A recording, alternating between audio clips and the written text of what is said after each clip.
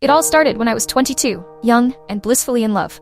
He was my first love, the kind of person I believed I'd spend forever with. For 3 years, we were inseparable, filling my world with promises and dreams of a future together. So when I found out I was pregnant, I thought it was fate.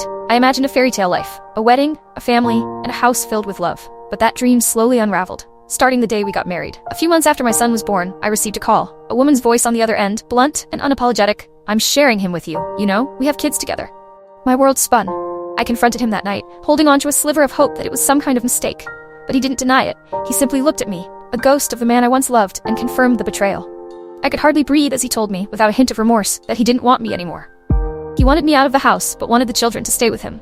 I packed what little I could carry, holding my babies close as we left. We went to my sister's, her home, a haven amid the storm. But there was nothing to my name now. No job, no business, only 2 children who needed me to be stronger than I'd ever been. The divorce was a nightmare, but each court date felt like a step closer to freedom. I faced him in that courtroom, feeling raw but empowered. I'd survived his betrayal, and I wasn't about to let him break me again. Finally, I was granted custody, and we left everything about that life behind. Emigrating to a new country with my children was terrifying, but also exhilarating. I secured a job, rebuilt my career, and slowly started to put myself back together. Each day was a small victory, and over time, I began to reclaim myself. I worked out, got into the best shape of my life, and focused on providing a stable, loving home for my children. For the first time in years, I felt whole again. One quiet evening, I received a message from an old mutual friend. I hadn't heard from her in years, but her words struck me like a revelation. "Did you hear? He's on his own now. She left him for another man."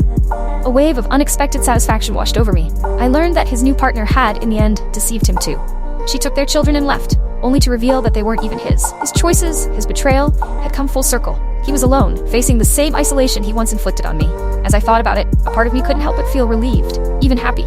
I wasn't proud of the feeling, but it was there, solid and undeniable. After all, I'd clawed my way out of the darkness he left me in. Now I'm living proof that karma doesn't miss a step.